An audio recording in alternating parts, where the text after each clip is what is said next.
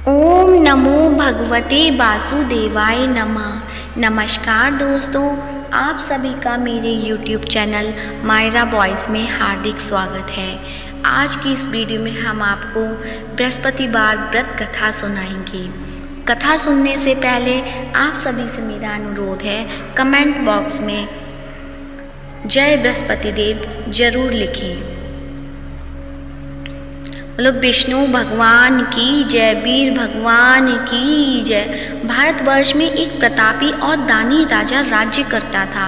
वह नित्य गरीबों और ब्राह्मणों की सहायता करता था। यह बात उसकी रानी को अच्छी नहीं लगती थी। वह ना ही गरीबों को दान देती, ना ही भगवान का पूजन करती थी और राजा को भी दान देने से मना किया करती थी।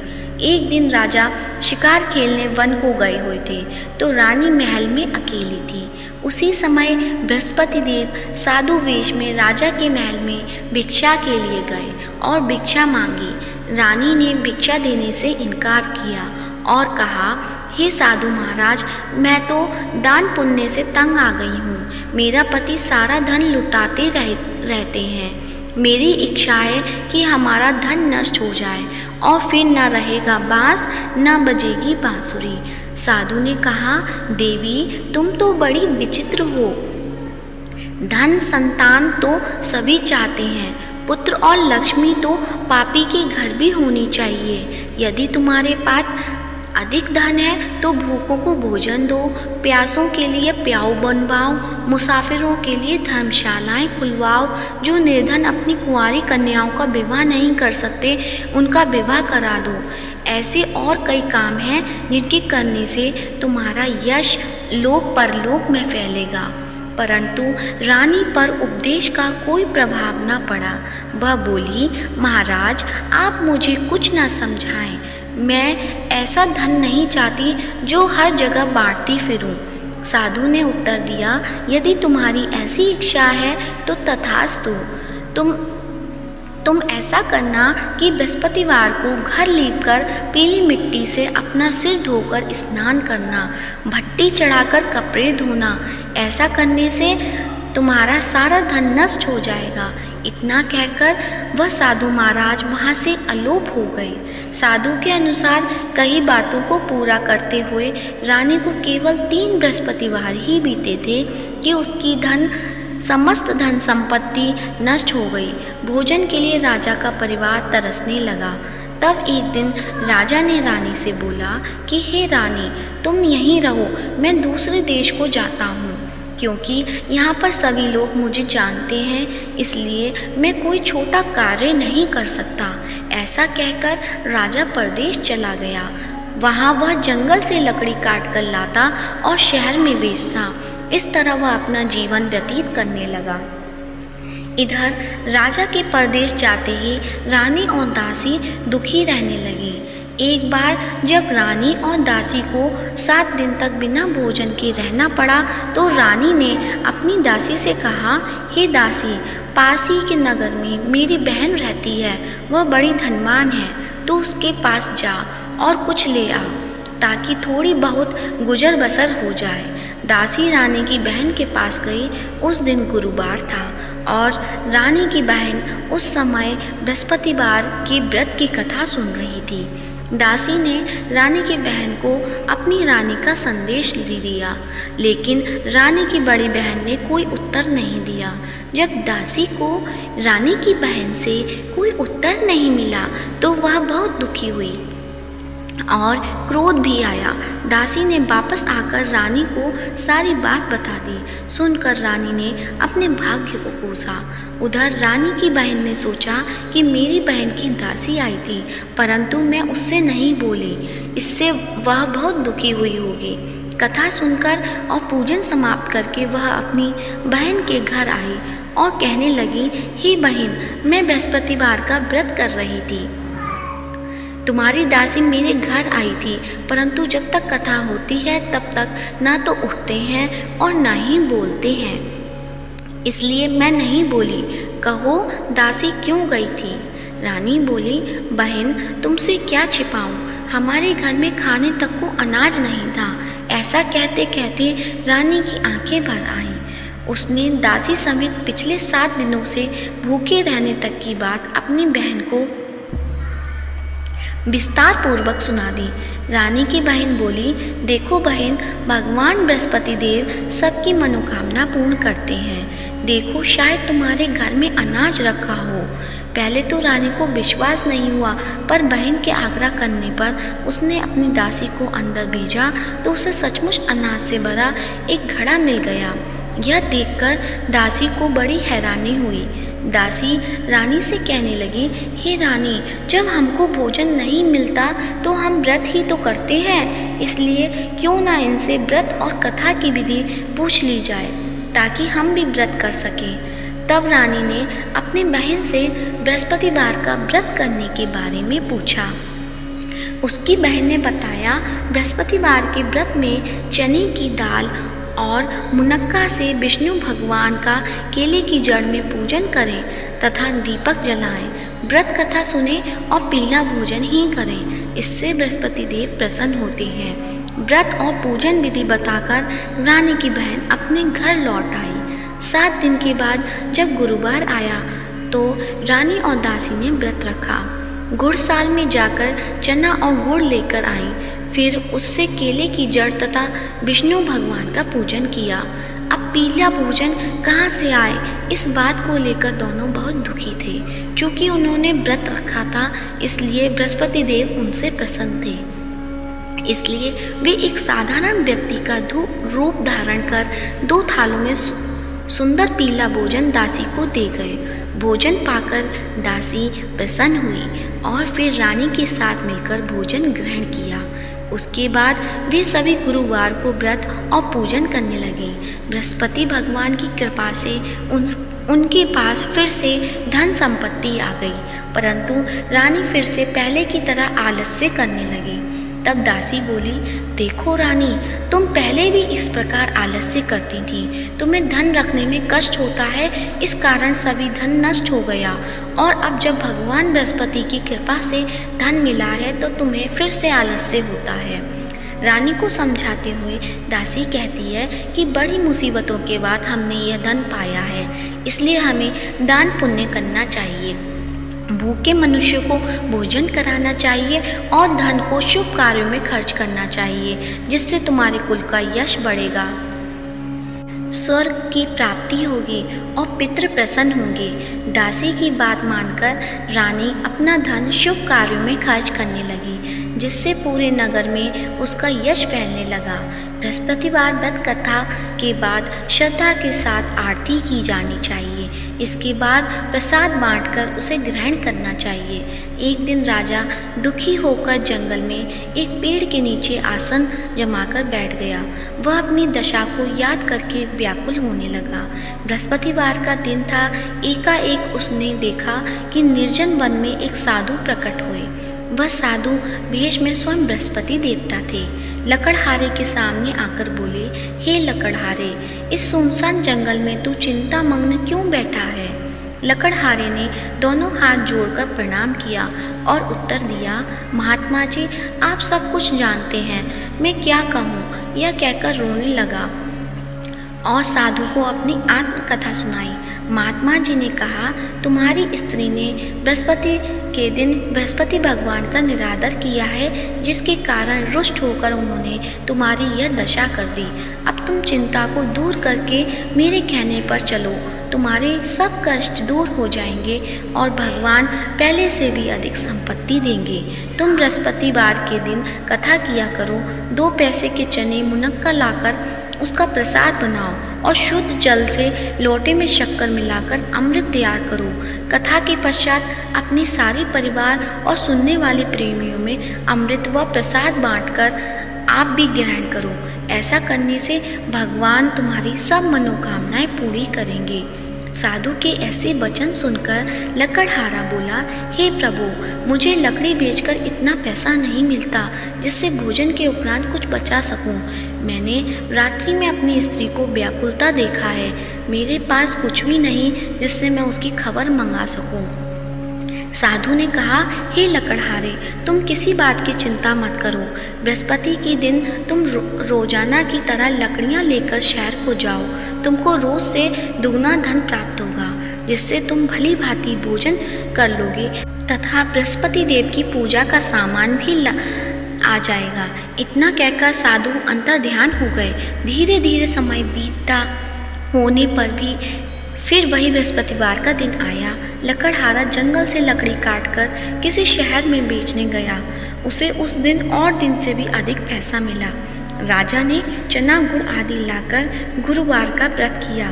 उस दिन से उसके सभी क्लेश दूर हुए। परंतु जब दोबारा गुरुवार का दिन आया तो बृहस्पतिवार का व्रत करना भूल गया। इस कारण बृहस्पति भगवान नाराज हो गए। उस दिन उस नगर के राजा ने विशाल यज्ञ का आयोजन किया तथा शहर में यह घोषणा करा दी कि कोई भी मनुष्य अपने घर में भोजन न बनावे, न आग जलावे। समस्त जनता मेरे यहाँ भोजन करने आवे। इस आज्ञा को जो न मानेगा उसे फांसी की सजा दी जाएगी। इस तरह की घोषणा संपूर्ण नगर में करवा दी। राजा की आज्ञा अनुसार शहर के सभी लोग भोजन करने गए, लेकिन लकड़हारा कुछ देर से पहुंचा। इसलिए राजा उसको अपने साथ घर लिवा ले गए और ले जाकर भोजन करा रहे थे तो रानी की दृष्टि उस खूंटी पर पड़ी जिस पर उसका हार लटका हुआ था। वह वहां पर दिखाई नहीं दिया। रानी ने निश्चय किया कि मेरा हार इस मनुष्य ने चुरा लिया है। उसी समय सिपाहियों को बुलाकर उसको कारागार में डलवा दिया। जब लकड़हारा कारागार में पड़ गया और बहुत दुखी होकर विचार करने लगा कि न जाने कौन से पूर्व जन्म के कर्म से मुझे यह दुख प्राप्त हुआ है, और उसी साधु को याद करने लगा जो कि जंगल में मिला था। उसी समय तत्काल बृहस्पति देव साधु के रूप में प्रकट हुए और उसकी दशा को देखकर कहने लगे, अरे मूर्ख, तूने बृहस्पति देव की कथा नहीं करी, इस कारण मुझे दुख प्राप्त हुआ है। अब चिंता मत कर। बृहस्पतिवार के दिन कारागार के दरवाजे पर 4 पैसे पड़े मिलेंगे। उससे तू बृहस्पति देव की पूजा करना तो सभी कष्ट दूर हो जाएंगे। बृहस्पति के दिन उसे 4 पैसे मिले। लकड़हारे ने कथा कही। उसी रात्रि को बृहस्पति देव ने उस नगर के राजा को स्वप्न में कहा, हे राजा, तुमने जिस आदमी को कारागार में बंद कर दिया गया है वह निर्दोष है, वह राजा है, उसे छोड़ देना। रानी का हार उसी खूंटी पर लटका है। अगर तू ऐसा नहीं करेगा तो मैं तेरे राज्य को नष्ट कर दूंगा।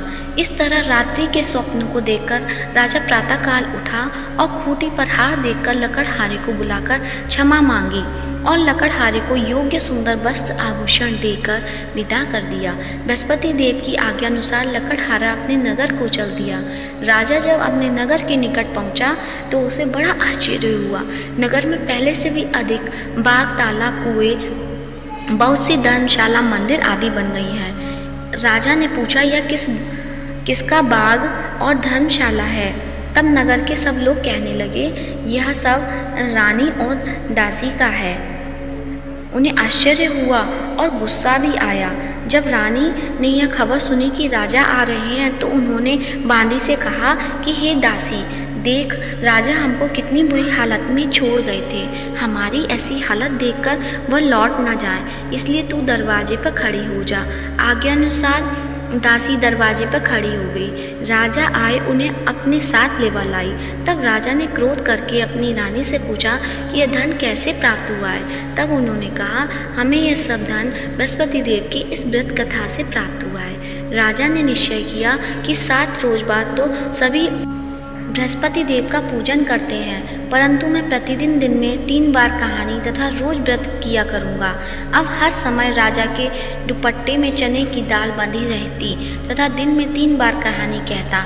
एक रोज राजा ने विचार किया कि चलो अपनी बहन के यहाँ हो आवे। इस तरह निश्चय कर राजा घोड़े पर सवार होकर अपनी बहन के यहाँ को चलने लगा। मार्ग में उसने देखा कि कुछ आदमी एक मुर्दे के लिए जा रहे हैं। उन्हें रोककर राजा कहने लगा, अरे भाइयों, मेरी बृहस्पति देव की कहानी सुन लो। वे बोले, लो, हमारा तो आदमी मर गया, इनको अपनी कथा की पड़ी है। परंतु कुछ आदमी बोले, अच्छा कहो, हम तुम्हारी कथा भी सुनेंगे।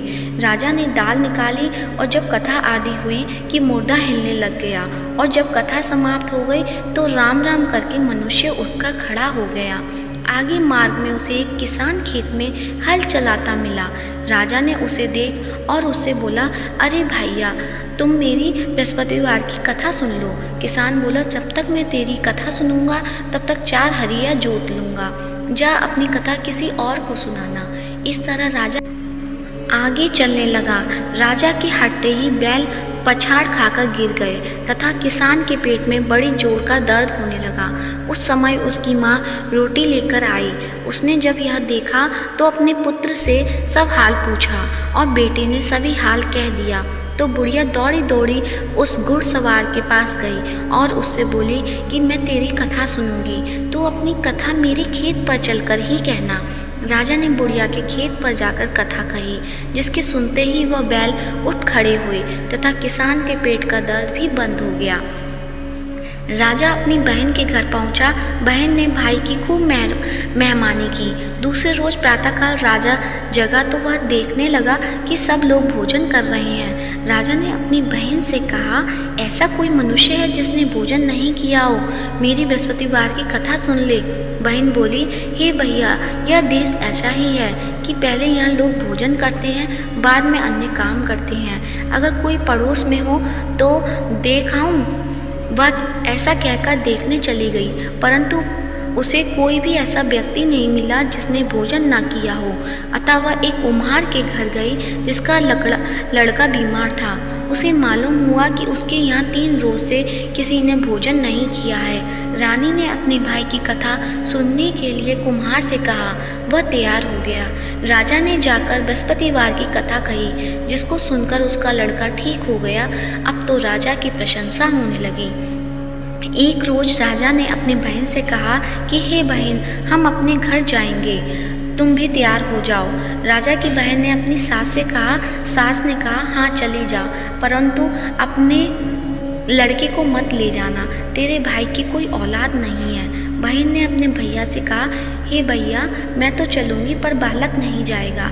राजा बोला, जब कोई बालक नहीं चलेगा तब तुम ही क्या करोगी? बड़े दुख मन से राजा अपने नगर को लौट आया। राजा ने अपनी रानी से कहा, हम निर्वंशी हैं, हमारा मुंह देखने का धर्म नहीं है और कुछ भोजन आदि नहीं किया।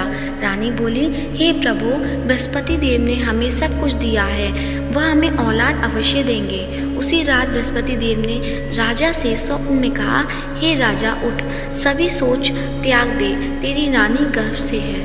राजा की यह बात सुनकर बड़ी खुशी हुई। 9वें महीने में उसके गर्भ से एक सुंदर पुत्र पैदा हुआ। तब राजा बोला, हे रानी, स्त्री बिना भोजन के रह सकती है पर बिना कहे नहीं रह सकती। जब मेरी बहन आवे तुम उससे कुछ कहना मत। रानी ने सुनकर हाँ कर दिया। जब राजा की बहन ने यह शुभ समाचार सुना तो वह खुश हुई तथा बधाई लेकर अपने भाई के यहाँ आई। तभी रानी ने कहा, घोड़ा चढ़कर तो नहीं आई, गधा चढ़ी आई। राजा की बहन बोली, भाभी, मैं इस प्रकार न कहती तो तुम्हें औलाद कैसे मिलती? बृहस्पति देव ऐसे ही हैं, जैसे जिसके मन में कामना है सभी को पूर्ण करते हैं। जो सद्भावना पूर्वक बृहस्पतिवार का व्रत करता है और कथा पढ़ता है अथवा सुनता है, दूसरों को सुनाता है, बृहस्पति देव उसकी सभी मनोकामना पूर्ण करते हैं। भगवान बृहस्पति देव उसकी सदैव रक्षा करते हैं। संसार में जो मनुष्य सद्भावना पूर्वक से भगवान जी का पूजन व्रत सच्चे हृदय से करते हैं, उनकी सभी मनोकामनाएं पूर्ण करते हैं। जो सच्ची भावना से रानी और राजा ने उनकी कथा का गुणगान किया तो उनकी सभी इच्छाएं बृहस्पति देव जी ने पूर्ण की थी। इसलिए पूर्ण कथा सुनने के बाद प्रसाद लेकर जाना चाहिए। हृदय से उनका मनन करते हुए जयकारा बोलना चाहिए। बोलो बृहस्पति देव की जय, भगवान विष्णु की जय। तो आइए अब सुनते हैं बृहस्पति देव की आरती। ओम जय बृहस्पति देवा, स्वामी जय बृहस्पति देवा। छिन छिन भोग लगाऊं, कदली फल मेवा। ओम जय बृहस्पति देवा, ओम जय बृहस्पति देवा। तुम पूर्ण परमात्मा, तुम अंतर्यामी, जगत पिता जगदीश्वर तुम सबके स्वामी, ओम जय बृहस्पति देवा। चरणामृत निज निर्मल सब पातक हरता, स्वामी सब पातक हरता। सकल मनोरथ दायक कृपा करो भरता, ओम जय बृहस्पति देवा। तन मन धन अर्पण कर जो जन शरण पड़े, स्वामी जो जन शरण पड़े। प्रभु प्रकट तब होकर आकर द्वारी खड़े, ओम जय बृहस्पति देवा। दीन दयाल दयानिधि भक्तन हितकारी, पाप दोष सब हरता भव बंधन हारी, ओम जय बृहस्पति देवा। सकल मनोरथ दाय सब संशय हारो, स्वामी सब संशय हारो। विषय विकार मिटाओ संतन सुखकारी, ओम जय बृहस्पति देवा। जो कोई आरती तेरी प्रेम सहित गावे, स्वामी भक्त सहित गावे। जेठानंद वंद सो निश्चय छुट जावे, ओम जय बृहस्पति देवा। स्वामी जय बृहस्पति देवा, स्वामी जय बृहस्पति देवा। सब बोलो विष्णु भगवान की जय हो। प्रेम से बोलो बृहस्पति देव भगवान की जय हो। यदि आज की वीडियो पसंद आई हो तो वीडियो को लाइक करें, शेयर करें, कमेंट करें और कमेंट बॉक्स में विष्णु भगवान की जय हो या जगत के पालनहार की जय हो अवश्य लिखें। और साथ ही मायरा बॉयज़ चैनल को सब्सक्राइब करें और हमारे